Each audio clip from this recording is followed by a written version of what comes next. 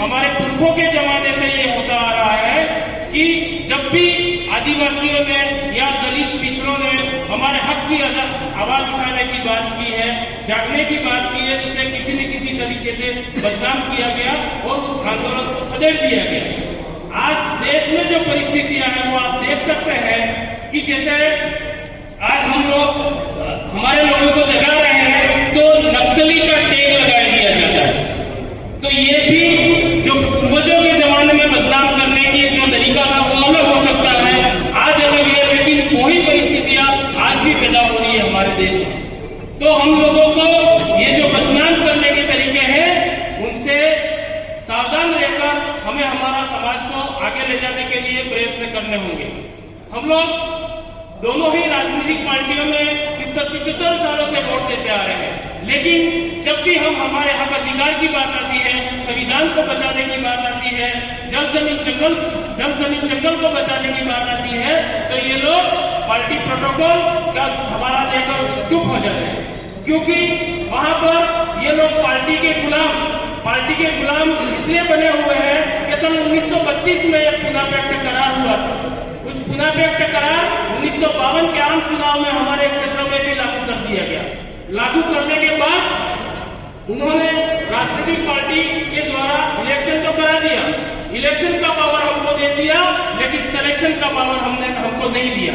हमारी पार्टी में देश भर की जो आदिवासियों की समस्या थी उसको बिल्कुल अध्ययन करके, और ये जो राजनीतिक पार्टियों के जो लोग हमारी बात नहीं रख पाते, इन सारी चीजों को देखकर सिलेक्शन प्रणाली को डेवलप किया।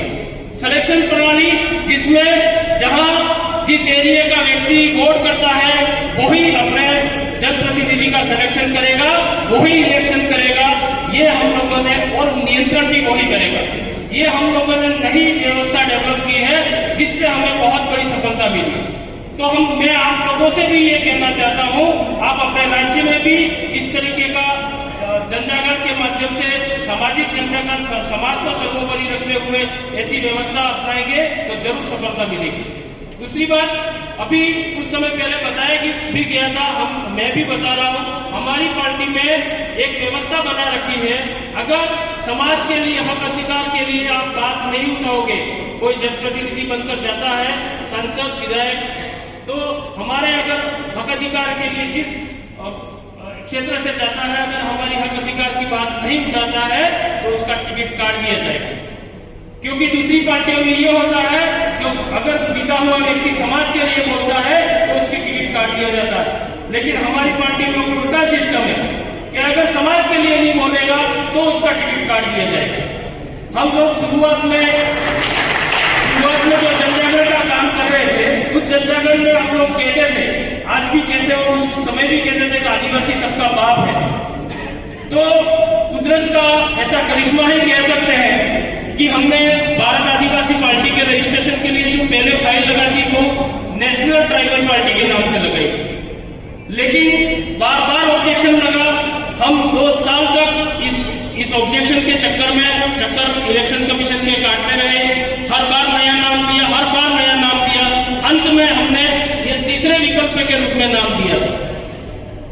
लेकिन इलेक्शन कमीशन और कुदरत की मेहरबानी मानता हूं कि हम जो 2015 से बाप बोलते थे तो वही नाम मिल के आ गया, भारत आदिवासी पार्टी, शॉर्ट में नाम बाप। आदिवासी सबका बाप है और पार्टी का नाम भी बाप है। अब कुदरत हमारे साथ में है, अब आप लोगों को अपना दमखम दिखाना है और अपने अपने राज्यों में पार्टी को ऊंचाइयों तक ले जाना है। आज समय कम है, बहुत से साथी वेट भी कर रहे हैं।